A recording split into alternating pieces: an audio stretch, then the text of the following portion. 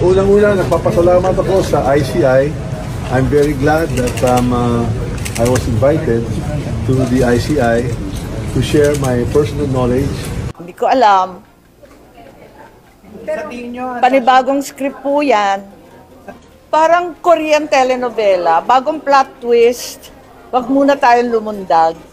So, ma'am, hindi mataas ang expectation mo na may magagawa yung ICI to address itong anomaly flood control? Naniniwala ko sa mga members ng ICI, wag lang tayo magpaandar sa kung ano-anong gimmick dyan. Give some statement. How are you? Hingi lang muna natin. Sige, sir. Ganito na lang, sir. Yes, sir. Space lang. Let us know if ready already. Okay, sir. Let's go, roll. Okay? Teka, sandali lang. Wala lalapit. Okay na yan. Relax tayo, boys. Medyo Teka, may mga kasama pa kayo doon. Hintayin natin. Hintayin natin. Okay. Okay lang. Wait.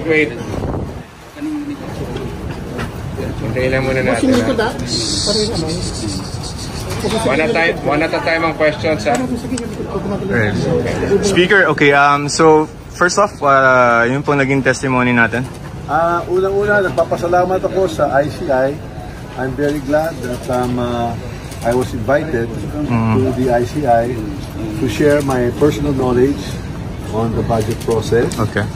And of course, any information about the insertions on the flood control. That is the basis of my invitation. I'm glad to have shared any and all personal knowledge and information to the ICI because I want to help the ICI in its investigation. I want to support the investigation, the fact-finding, to resolve the issues surrounding the concerns of the ICI. Sir, Papasalamat ako talaga sa member ng ICI that I was finally given an opportunity to share my side of the story. So, kumbaga sa ngayon po, it's about facts and evidence, okay, and hindi lang political noise or speculations. Kaya the ICI commissioners were able to ask me many questions, and I was able to answer it. And I feel very, very happy, and I welcome this opportunity to share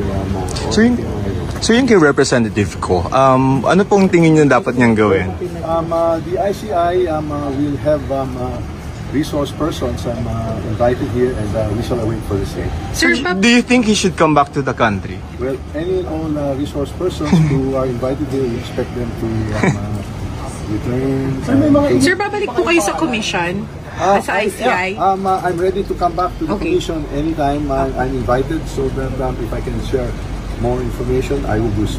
Sir, yung comment lang is... Sir, you want to release your SALN? I will do at the instance of the commission. So, Sir, yung... Sir, pupunta po ba kayo sa DOJ? I'm not invited. Sir, yun pong sinabi nung witness ni Senator Marcoleta. Would you like to comment yung kay Orly? Kasi... The witnesses that were presented are discredited already for having presented falsified documents in the form of the testimony, and their testimonies have already been denied by the Supreme Court. Do you confirm po that he was part of your security? He's not part of my security. Thank you very much. Alright, sir. Thank you, sir. Sir, thank you very much. Usapan tungkol sa pagiging state witness ni Martin Romualdez. Ano ba naman sila, yung mga dapat state witness, hindi yung pinaka-guilty? Ano ba naman yan? Talaga naman na tinutumbok ng sangkatutak na ebidensya na sa Kongreso nagmula ang iba't ibang kalokohan. Kaya kinakailangan suriin natin maigi, pambihira naman, magbibida-bidahan pa ngayon. May mensahe ka sa ICI? Sorry? Mensahe niyo sa ICI? Ay, hindi ako nakikialam dyan. Independent daw sila. Daw. Ma'am, si Romualdez, willing daw siya i-publicize yung kanyang SALN kung utusan siya ng ICI. Wala namang problema yung SALN. Ang tanong, totoo ba yun? Totoo bang yun lang? Ma'am, what do you think is the reason behind bakit umarap siya sa ICI? Anong makikita niyo dito? Hindi ko alam. Pero panibagong script po yan. Parang Korean telenovela, bagong plot twist, wag muna tayo lumundag. So ma'am, hindi mataas ang expectation nyo na may magagawa yung ICI to address itong anomalous flood control? Then naniniwala ko sa mga members ng ICI, wag lang tayo magpaandar sa kung ano-anong gimmick dyan. The downfall of every leader is greediness. Masyado nang greedy itong administrasyon na ito. Trillion na nauubos ang pera natin. Hindi pa sila nakontento. Gusto nila tuloy-tuloy pa. Po sila sa ating social media from Ray of Hong Kong. Manong Chavez, bakit po kayo lumantad ngayon? Sa totoo lang, no need na po sana kasi sa antas ng inyong pamumuhay, ano po ang nagtulak sa inyo na magsalita? Dahil totoo yung sabi nila na ako sumuporta sa kanila. Kinausap nila ako eh. Akala ko ba naman, magbabago na sila. So pumayag ako. Ako nga nagsabi sa kanya na tumakbong presidente. At sinamahan ko all the way. Bawal pa noon, COVID. Kaya nakiusap ako sa Duterte administration na bigyan kami ng permit. Small group. Pumayag sila. Small group, puro mayors. Dahil ako presidente ng Mayors League. Every region, meeting ang mayors. Every region, meeting ang mayors. Pinakilala ko si Bongbong. Tuwan-tuwa. Manong, ang swerte ko, ikaw ang presidente ng Mayors League. Nung tumakbo ako noon, wala ko isang mayor. Papasalamat. So, akala ko, ay matinong tao na. Ang dami na ng pinagdaanan na batikos. Wala manhid. Eh, akala ko magbabago na eh. Wala. Mas grabe pa ang ginawa kaysa tatay niya. So, yun, doon po tayo tutok. Yung grappling corruption ngayon, tutok tayo lahat dyan. Binibintahan, saan napunta ang investigasyon. Ako, pa-investiga. Okay lang sa akin, walang pakulong nila ako kung gusto nila, patayin nila ako kung gusto nila. Pero kailangan mag-resign si President Bongbong Marcos. Opo.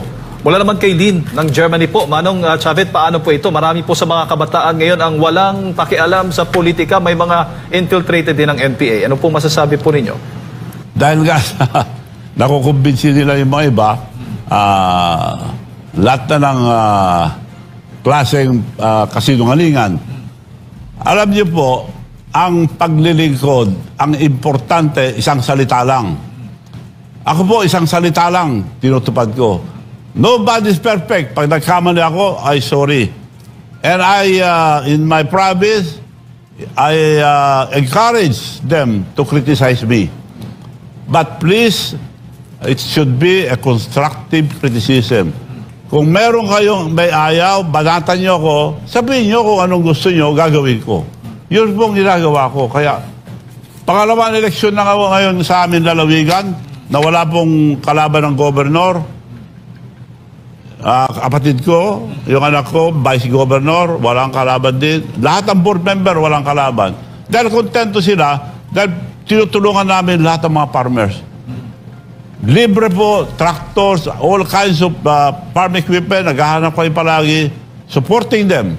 At ang mga kontraktor, ang dami ng kontraktor, hindi namin sinusolo.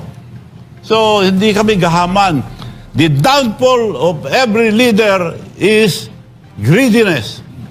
Masyado nang greedy itong administrasyon na ito.